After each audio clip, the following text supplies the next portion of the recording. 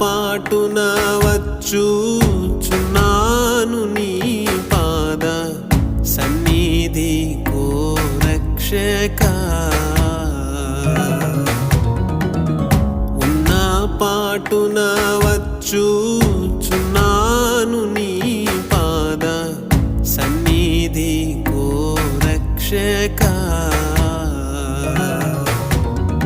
ఎన్న సఖ్యముగాని పాపములన్నీ మోపుగా వీపుపై బడి ఉన్నవిదే నడలేక తొట్టిల్లుచున్నవాడను